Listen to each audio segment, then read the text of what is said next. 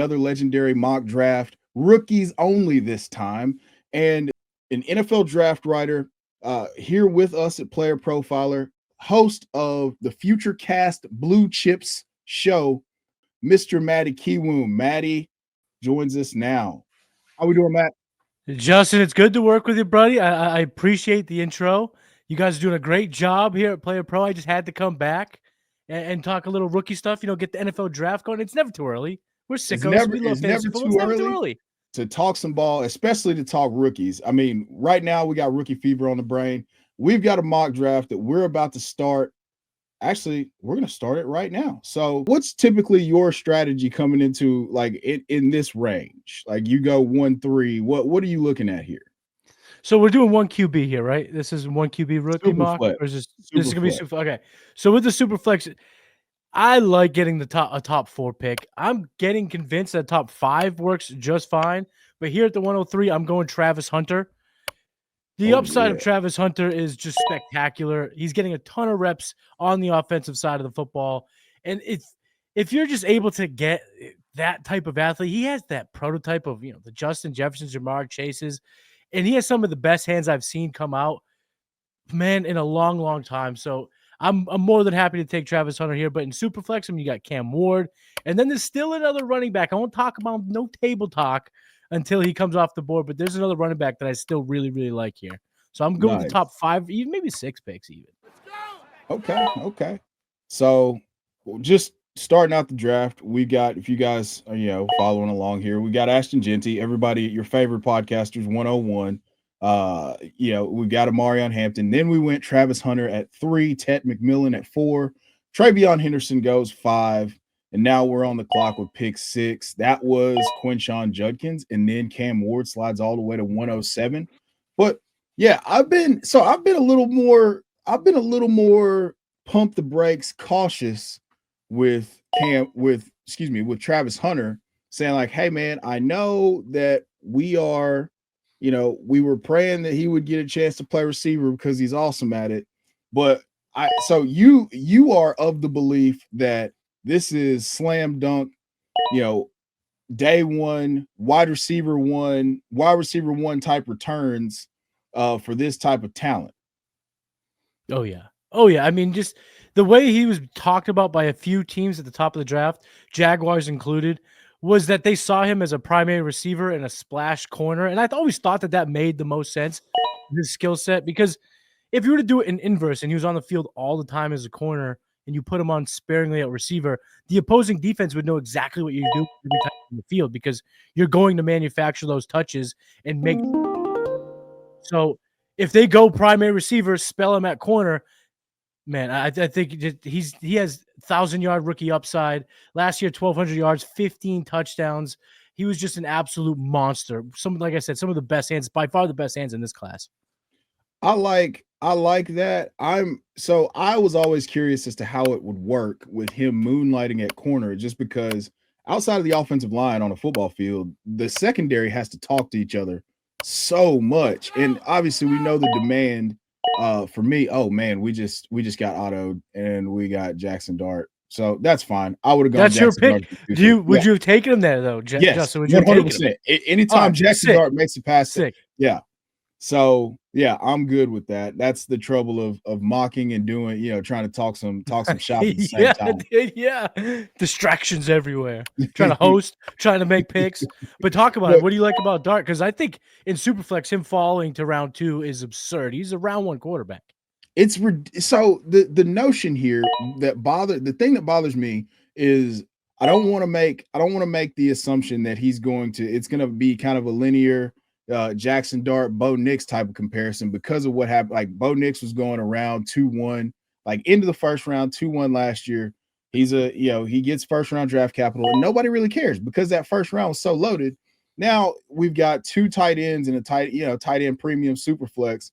2 tight ends come off the board in the first round. Mm-hmm. That pushes the value down. I mean, you've got, Emeka Ibuka, RJ Harvey. These guys are coming off the board before Jackson Dart in a super flex. You're giving yourself more cracks at being right with a quarterback because he's a first round guy. he's going to get the benefit of the doubt unless it just goes horribly. Unless he Josh Rosen's it, he's gonna get multiple years, right? Yeah. Yeah, absolutely. And I think quarterbacks they have that insulated value in Dynasty where you're not going to see a big fall, even if he doesn't play in year one. Yeah. Oh, yeah. You're not going to see a massive fall. We see it time and time again that quarterbacks, either if they're on the field and don't produce or they don't play, they retain value. But Justin, let's make sure we turn off that auto pick because it's coming fast. Yeah. Actually, you're the commish here. We could just Thanos this, snap our fingers, and undo it all. We could. I mean, I'm pretty sure there's some people that are real happy about it. All right, so we're on the clock here. Maddie, what do you got for me? 3-3. So I at the 3-3. I got to be honest here. I still look at Shador. I know we went quarterback, so I'm not going to take Shador right here. But I still think he gets a fair shake in year one. Can you bring up the running backs real quick? All right, so we got running backs. Jaden Blue, Dylan Sampson, Devin Neal, Ollie Gordon are our top choices here. Oh, let's go back. Hold on. We ran out of room there. All right, so we're stuck with Shador. That's all right. Let's go with Shador because I'm even looking at the running backs here, and I don't love any of the running backs. Jaden Blue is probably the other guy. I was looking for Tootin. I noticed he was on the board, then he came off of the board.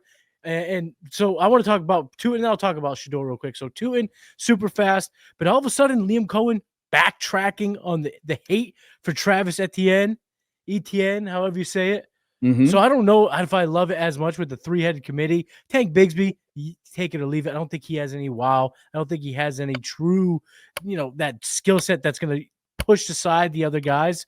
I think Etienne's experience and explosiveness and decentness in the passing game, and then, of course, Tootin's got that home run hitting ability, some of the best athletic measurables in the entire draft class at any position. I mean, his parents were track athletes. This guy was bred to be a fast, quick athlete. So I like Tootin, but think about Shador. Okay. Shador's in a weird spot here. Where I think just where he could get reps in 25 and maybe be given the keys in the castle for 26 so that even if they are drafting in that top 10-ish range, they don't have to go quarterback because I think Shador is going to earn enough to get at least, let's call it a full season's worth, whether it's a half this year, half next year, or all this year. So to get him in the third round, I think that's something we could all look back on and be like, shit, did I really want to take Jalen Noel, the number 3 in Houston, over a potential starting quarterback? Was Jalen Royals really the right pick as the number 5 pass catcher for the Chiefs when Shador was there? And I think sometimes we get a little bit too ahead of our skis. No, I totally agree with you there. I mean, I think that for a guy like Shador, who, I talk about this quite a bit, for a guy that was being mocked as a first round talent, like I had to do his eval for a different company. I'm gonna go. Oh, let's see. Did Jarquez Hunter came off the board? All right, that's fine. I'm gonna do this number right here. Love that. That's one of my favorite guys, and I'm super excited to get him in the 4th round. That's Devin Neal, by the way. But with Shador, the thing that we have to take into account is that there's zero certainty and there's no vets that really have a stranglehold on the job to keep him away. So I feel like whereas some other QB competitions could be perceived to be just kind of, dog and pony show, I think that they're really trying to figure out who the best quarterback is. And I think that Shador has a real chance to win that job. Now, what would it mean for the fantasy options there? I have no idea, honestly. I couldn't tell you word one about how that's actually going to play itself out. However, the chance for him to return value in the 3rd round, you have to believe in your pre-draft evaluation. If you loved him, there's no reason not to love him now because the path is there, right? So I find myself, I cooled on him because I had to watch, not just the highlights, but like the, actual games. And it's like, there's some stuff he leaves some stuff to be desired here. But I think that he's got a real chance to be to be a quality starter. I comped him to. I said, all right, we're on the clock here, Maddie, and it's your pick. Give me Taj Brooks there. Cincinnati Oh, backup. I'm just not afraid of Zach Moss at all. at But all. go ahead and finish your talk on Sanders, because I think you're about to say something that people need to hear. Yeah, I think that he's a quality NFL. I think he's a quality NFL starter. Comped him to Andy Dalton. I mean, Andy Dalton was a 7 or 8 year starter in the National Football League, like Pro Bowl appearances, finished third in MVP voting. Like people take that as a diss because Andy Dalton's a backup now, but from a tools perspective, there's nothing there that makes you feel like he's super elite, but also he's way better than a 5th round pick. And I'll Agreed. I'll die on that hill all day long. So, Yeah, that's a you know, that's a really strong comp, Justin. Because the only thing is when people hear it, I mean, if you were judging on swag, they are on opposite ends of the spectrum. I mean, 100%. Shador's got all of it, Dalton's got none of it. But skill set wise, it's a good comp. And I gotta remind people this, because at this time of year, everybody has their takes and their notions and their opinions, and they take it as gospel, and they forget how fantasy is during the season. Mm-hmm. Just last year, Andy Dalton warranted some value when he started for that stretch in Carolina. All these years later, he still held a little value. Yeah. Oh, yeah. And I think, people, because it's not a sexy name for fantasy and that's the game that we're playing, I think that it immediately turns people off because you're not talking about somebody who's going to have a dominant impact on your fantasy team. So Right. that to me is kind of where the disconnect happens. Like, hey, this is what I see. I genuinely believe this. I'm not trying to be hot takey or, crap on Shador for whatever reason. I think that he's got the talent. He lands in a spot, even though he doesn't get the draft capital to where he's insulated, but he lands in a spot where he could take meaningful reps in 25 and be good enough to kind of push it out to 26 to where everybody's going to be in the Arch Manning Lenore Seller sweepstakes in 27. Yeah, that's So, right. you know, like he could be that bridge guy. Or, like I said, he could be a 10-year starter. There's you've got to kind of parse that through and say, hey, am I getting another pick? We're going to talk through this mock draft, but another pick that I loved was Will Howard because there's no real Mm-hmm. resistance to him being a starting quarterback. I mean, So we've true. got the Aaron Rodgers thing. He's doing the whole, whatever ayahuasca, darkness retreat, whatever he's doing to get ready. Yeah, that's just my 2 cents on Shador. I didn't mean to be that long-winded about it, but I have a strong opinion about what he could be, and I don't think it's really getting talked about enough. He's the most polarizing player in the draft, and he went in the 5th round, and he'll be the most polarizing player heading into the season. Every one of his preseason games are going to be watched big time to see what it looks like. And Dylan Gabriel goes here in the 5th round. He has the draft capital over Shador. Right. But I mean, sleeper, they have their rankings. Shador obviously was a 3rd-round pick according to their rankings. We took him in the 3rd. It was an auto, but I said it right before it went down that this was kind of what I was thinking. If they were switched, if you were to say, and I think everyone who evaluated the class, I mean, guys who are well respected in the industry, guys like Joel Klatt, Yeah. had Shador as the number 1 quarterback. Yes. So it's not just people who were blinded by the Rolex and blinded by the persona of Shador. People knew what he was capable of and saw the accuracy and saw the toughness in Boulder. And if we had seen Shador go in the 3rd and Gabriel in the 5th, I think the universe would make sense a little bit, because nobody is excited about Dylan Gabriel. Nobody. Yeah. No. And that's the thing, is like he's a small left-handed guy that we can't really foresee. Like there's a 1 in 32 chance that he landed in a spot where that would be intriguing to people, and they took Quinn Ewers in the 7th round instead. So That's right. that's it just doesn't spark any sort of excitement. But looking through these teams here, is there a build here, a group, a gaggle or whatever you want to call these collections of picks? Is there somebody here that you love what they did here in the draft? The 101, and I know it's our guy Alex who autoed. Alex, you took my spot. I mean, Justin could have had all 5 picks. I could have had all 5 picks. We'd have plenty to talk about, but Alex took his spot and then autoed. Shame, my friend, shame. But the computer did a great job, and this is, I think, the luxury of having the 101 in this year's coming with Ginty. We know what these running backs do. With that type of draft capital, they absolutely smash. He's got all the tools, all the skill set is in the right offense to succeed. Golden falling to round 2 is something we see time and time again. Matthew Golden is fast. He can separate, and there's really nothing in the way for him being the number 1 target getter in Green Bay. I know we like Reed, obviously, but I don't know if his skill set warrants the most targets in an offense. Matthew Golden can garnish that. So to get him in the second round, love that. Taylor in the tight end premium format. I mean, is Taylor the number 2 pass catching option for Justin Fields?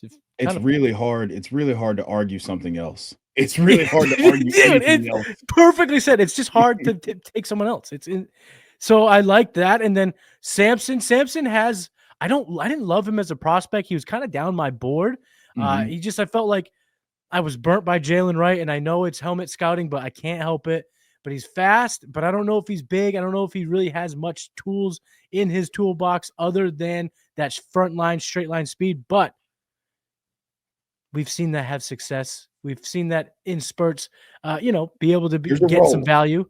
There's a role for it, correct? And 4th round, you're taking a shot. And then Etienne, again, one injury to Chuba Hubbard.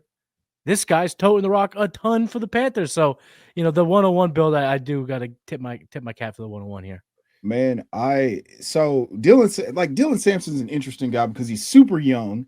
I think he turns 21, 21 either this month or next month.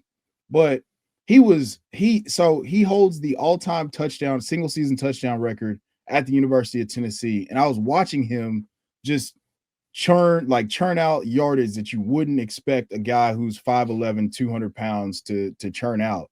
So I think I personally too, I was really high on Jalen Wright. And so I have been a little bit more tempered, but a lot of the tempering now has to do with the fact that I love Quinshon Judkins like he's my firstborn son.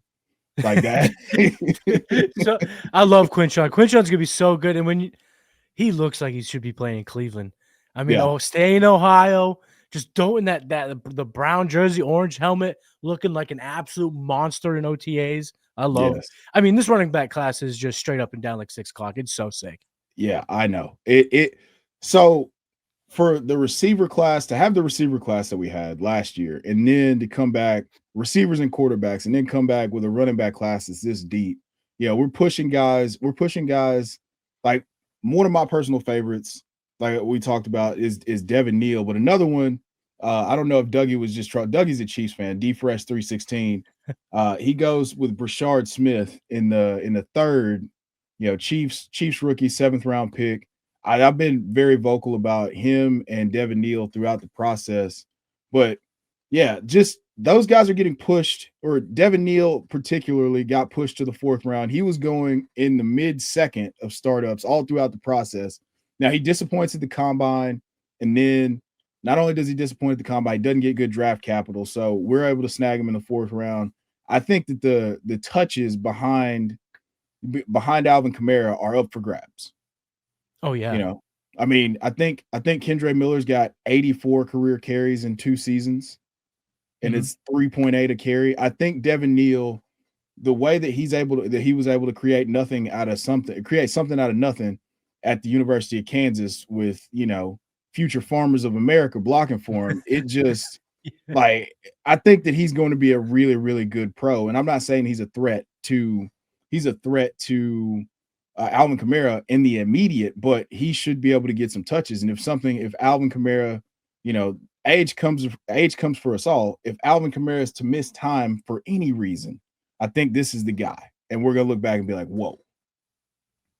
I completely agree. Devin Neal, again, he just got snake bitten by coming out in the wrong year. If he came out last year, he would have been in talks to be the number 1 running back of the entire class. He would have been up there with the Jonathan Brookses. And I know Bucky was absolutely dirt nasty last year, but he was a 4th round draft pick in rookie drafts last year. He was a forgotten man coming out of Oregon. Devin Neal, again, he was cursed by coming out the wrong season, but the production profile is as strong as almost anyone in this class. Triple 1,000-yard seasons, 3 in a row, 1090, 1280, 1266.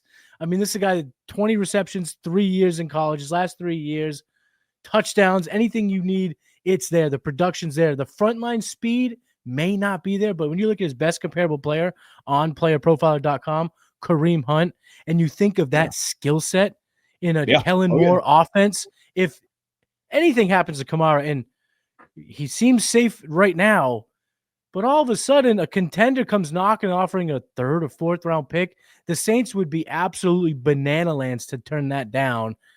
So we might just go to bed one night thinking Devin Neal's a nice little backup in round 4 and wake up as the starter in New Orleans because it's a new regime. They did not draft Kendre Miller. And the thing about the NFL, Justin, and you know this because you are a ball knower, you know the game. The best ability is dependability, and Kendre Yes, Miller sir. is the opposite. Yes. And you can't. What's the saying? You can't make the club in the tub, baby. Can't make the club in the tub. You know it. You know it. So yeah, that to me, that really stands out. Some value here in the late third round. Elijah Arroyo slides all the way to 3.9 here. That to me, so that's a guy like I started tweeting about him because I was doing some tweets for the plus like player profiler plus account. Mm-hmm. I started just kind of getting more into scouting the college class, which was great for me because I got to look at guys who are going to be in the NFL early. So I've got kind of a database of, oh, I like this guy. Let me make sure I keep, let me keep my eyes on this guy. So Elijah Arroyo just popped, and then he goes to the Senior Bowl and he popped again, and then he hurt himself, which is kind of a theme. That's why he falls in the draft, and he gets a second round draft capital to the Seahawks, who I don't know how much. I need to check their coach speak index, but they were saying some outlandish things about his abilities that he put on display at the Senior Bowl. And so I don't know if you're familiar where he said he could play. He could be an outside X wide receiver, or we're planning on lining him up. Yeah, he would have been a top 15 talent if he was, if he hadn't gotten injured and this, that, and the third. Now he was a 4-star, 4 tight end overall coming out of high school. So he's got the pedigree. He puts it on tape with Cam Ward. How do you feel about Elijah Arroyo? I think for Arroyo, you can go about it 2 ways. If you're a contender, I'm just going to kind of pass and then try to buy later because I think there's a lot kind of in his way early on. Even just with Noah Fant, the experience there, he's probably going to get his fair share of reps out of the gate. Cooper Kupp, JSN, they're going to warrant their targets. There's a lot to go around for the first-year starter in Seattle, Sam Darnold. It's his first time with his team. But I do love the talent. And the thing that does stand out, that's 18th overall, 18th pick in the second round, is tremendous confidence from that franchise that they see a lot in Arroyo. A guy that, he's got the NFL size. He's got the NFL athleticism. And I think he showed starting in Mobile how NFL ready he was. And remember, some of those early big boards, those early Daniel Jeremiah big boards, some of the guys who are, at the pinnacle of this industry had him inside their top 50 way before it was trendy to put him in the top 50. And that's because they saw something. So yeah. I think getting him in the third round here feels a little rich. But then when you kind of look what's around him, would you rather have Horton or Arroyo? Give me Arroyo. Would you rather have Arroyo or Elick Ayomanor? I would rather have Arroyo. So I think he's going there. Good, that's a good little value there in TEP formats. Yeah. Oh yeah. Yeah. Who else? Give us some of your favorite later round guys here, Maddie? So I got to give a big shout out here to Gold Raz there in the middle, taking Pat Bryant in round 3. He's been routinely falling into round 4. He's somebody that I didn't love throughout the draft process, but some did. And Sean Payton certainly did. And that pass catching hierarchy in Denver, it's Courtland Sutton. And then it's like, is it Mims? Maybe. Is it Troy Franklin? Probably not. Is it Devon Bailey? I tend to think not. He could excel. And then if something happens to Courtland Sutton or he moves on after this year and he's the number 1 pass catcher for a guy like Bo Nix, the accurate passer, a guy who could throw with anticipation, Pat Bryant might smash. So I like Pat Bryant a ton, and I have to talk about it. I can't talk about rookies, Justin, and not talk about my guy, Harold Fannin Jr., because the more I think about it, the more I love the landing spot. He's going to be protected by David Njoku, who's, quite frankly, turning into one of the most uh, reliable tight ends for us in fantasy. I mean, David Yeah. Njoku goes under the radar every year, and then he comes out the other side. He's like, pretty good year. Pretty good Yeah. year for David Njoku. And he does the little things. And there is no production profile like Harold Fannin. I mean, what he did in Yeah. college, Oh yeah. scoring with 27 fantasy points a game, and he didn't just do it against the small schools. He tore Penn State and he tore Texas A&M up. So he has the skill set, and he went to the right team.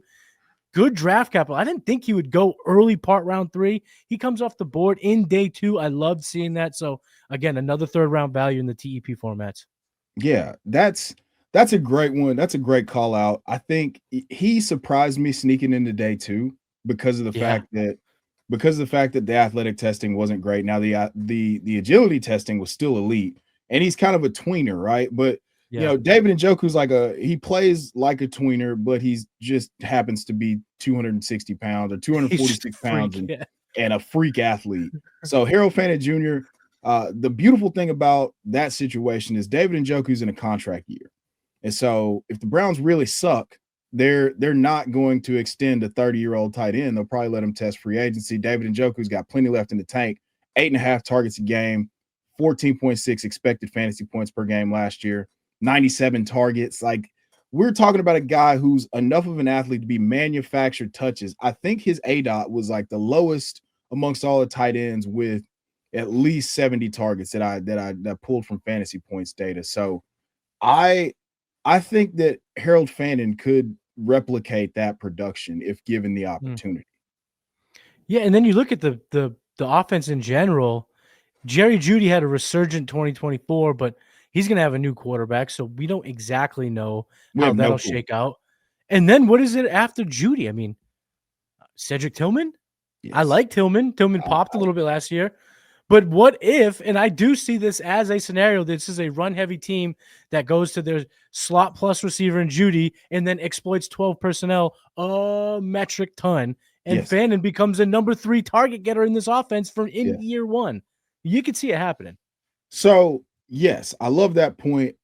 I feel like they're definitely going to use 12, but they're going to move Harold Fannin around because I think that's the way you maximize his skill set is to Yeah. allow him to create. I mean, he's going to be able to separate. He had 2 of his biggest. If you're whining about the competition, he had 2 of his biggest games against playoff power 4 teams in Penn Yeah. State and Texas A&M. Hung 140 on Texas A&M, and I think 137 on Penn State. So those are SEC and Big Ten programs that had quality defenses, multiple NFL, like the number 2 overall pick, and several I think the Titans took Kevin Winston Jr. in the 2nd round or early 3rd, but they had pros that he was competing against, including Abdul Carter, the 2nd overall pick, like I said.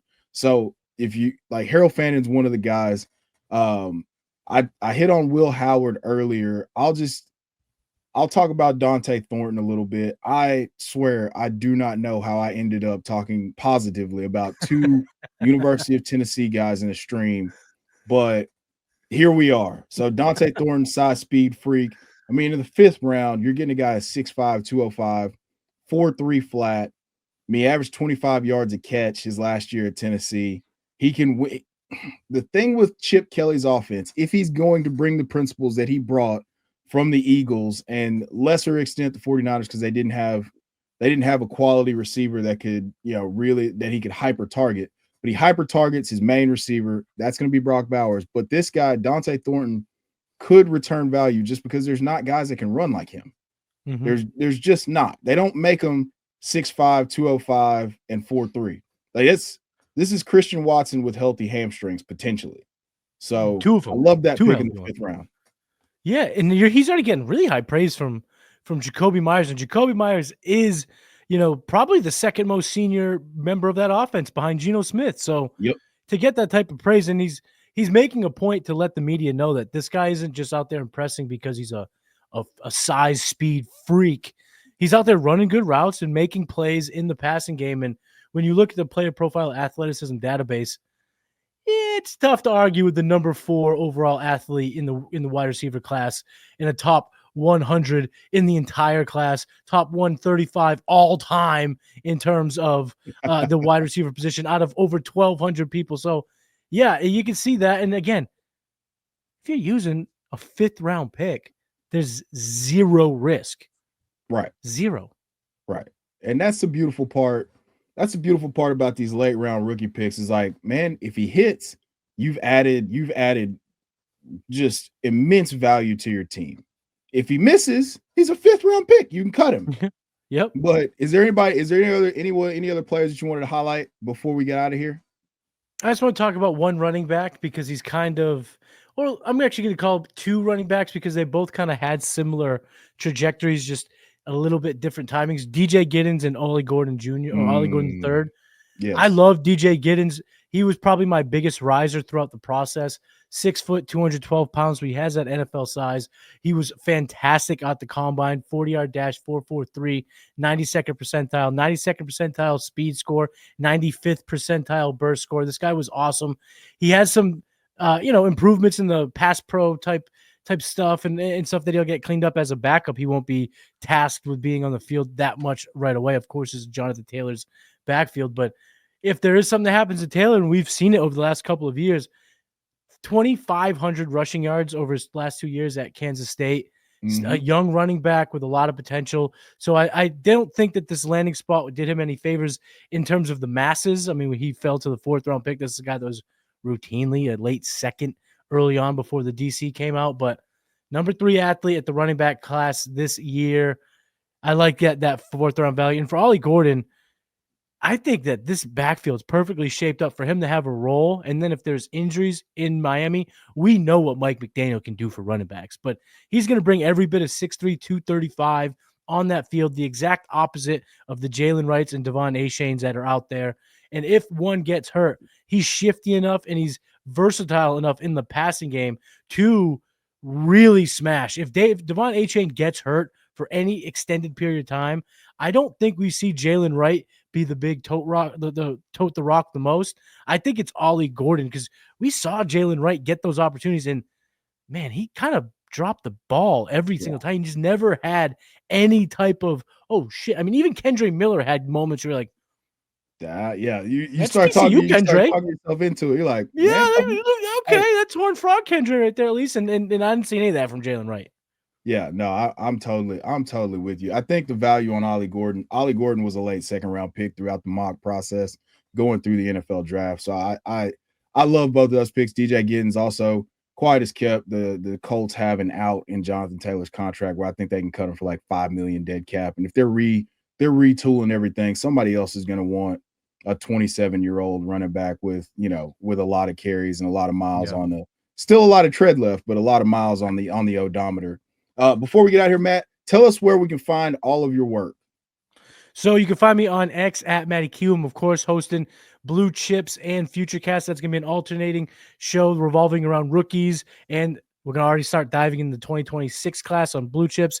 First episode of Futurecast has dropped, so you can check that out at the Player Profile YouTube channel so you can get all that stuff. But I'm going to have my way too early 26 mock is on the way, my big board, articles, all that stuff at Player Profile. And if you like what I do, if you kind of enjoy my content, you can also get my redraft content at southharmonff.com.